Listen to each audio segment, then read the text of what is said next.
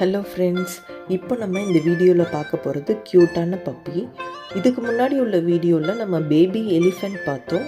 Baby எலிஃபெண்ட்டோட pattern, stitching method and cutting method எல்லாமே டீட்டெயிலாக நான் சொல்லி கொடுத்துருக்குறேன். அந்த வீடியோவோட லிங்க்கு நான் டிஸ்கிரிப்ஷனில் கொடுக்குறேன், செக் பண்ணி பார்த்துக்கோங்க. இந்த பப்பியோட ஃபேப்ரிக் பார்த்திங்கன்னா ஃபர் ஃபேப்ரிக்கு. லாங் அண்ட் ஷார்ட் ஃபர்ரு ரெண்டில் எது வேணால் யூஸ் பண்ணிக்கலாம். நான் இன்றைக்கி யூஸ் பண்ணுறது வந்து லாங் ஃபர்ரு. அண்ட் லாங் ஃபர்ரை விட ஷார்ட் ஃபர்ரு ரொம்ப நல்லாயிருக்கும். இப்போ நம்ம ஃபேப்ரிக்கோட டைரக்ஷன் பார்த்துடலாம்.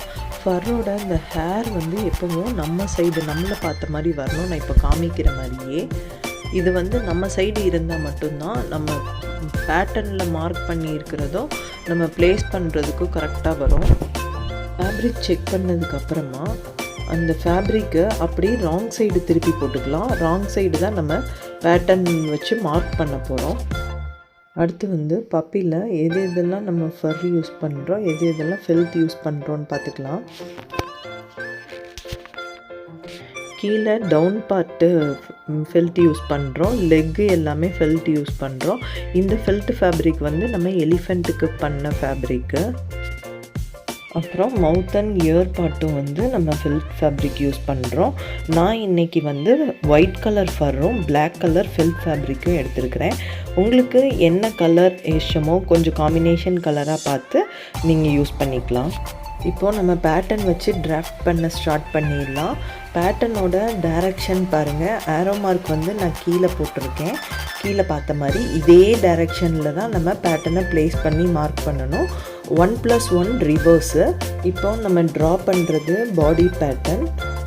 அடுத்து நம்ம ஒவ்வொரு பேட்டர்னாக ட்ரா பண்ணிடலாம்.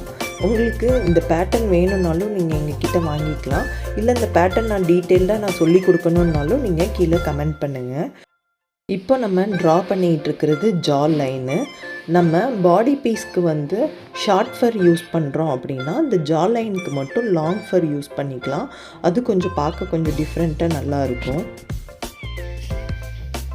அடுத்து நம்ம ட்ரா பண்ணுறது வந்து ஹெட் பார்ட்டு. ஜா லைன் வந்து 1+1 ரிவர்ஸில் போட்டோம். பட் ஹெட் பார்ட் வந்து ஒரே ஒரு பீஸ் மட்டும் போதும். இப்போ நம்ம ட்ரா பண்ணுறது வந்து இயர் பார்ட்டு. இயர்ஸ் வந்து 1+1 ரிவர்ஸ் ஃபர்ரு ஒன்றும் 1+1 ரிவர்ஸ் ஃபெல்ட்லேயும் நம்ம கட் பண்ணிக்கணும். இப்போ நம்ம ட்ரா பண்ணுறது வந்து ஃபேஸ் பார்ட்டு. ஃபேஸ் பார்ட்டில் மேலே இருக்கிற ஷேப்பில் மவுத் அட்டாச் பண்ணணும், கீழே வர்ற ஷேப்பில் நெக் பார்ட் அட்டாச் பண்ணணும். இது வந்து டெயில் பார்ட்டு. டெயில் பார்ட்டை ஒரே ஒரு பீஸ் தான் கட் பண்ணணும். டைரக்ஷன் வந்து கரெக்டாக பார்த்து கட் பண்ணணும். இது வந்து நெக் பார்ட்டு. இப்போ நம்ம பார்க்க போகிறது கட்டிங் மெத்தடு. கட்டிங் மெத்தட் எப்படி பண்ணணும் அப்படின்னா, ஃபர் வந்து கட் பண்ணும்போது அந்த ஹேரில் படாமல் கீழே உள்ளே இருக்கிற லேயரில் மட்டும் கட் பண்ணணும். அந்த ஷேப் நம்ம எந்த ஷேப்பில் ட்ரா பண்ணியிருக்கோமோ அதே ஷேப்பில் கரெக்டாக பார்த்து கட் பண்ணுங்கள். ஹேரில் பட்டு கட் பண்ணோன்னா ஃபினிஷிங் அப்போது அன்ஈவனாக இருக்கும், பார்க்குறதுக்கு நல்லா இருக்காது, ஷேப் கரெக்டாக இருக்காது. அதை பார்த்து நம்ம கட் பண்ணணும். இப்போ நம்ம ட்ரா பண்ண எல்லா ஷேப்பையுமே கட் பண்ணி எடுத்துடலாம்.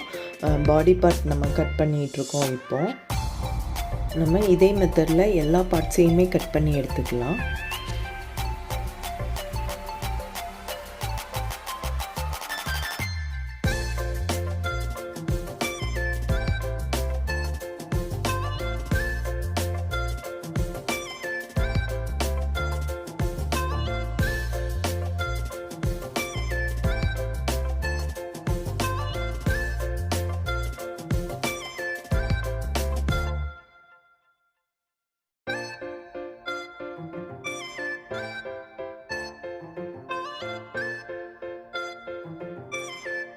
நம்ம ஃபர்ரில் எல்லாத்தையும் கட் பண்ணி முடித்ததுக்கப்புறம் ஃபெல்ட் ஃபேப்ரிக்கையும் கட் பண்ணிக்கலாம்.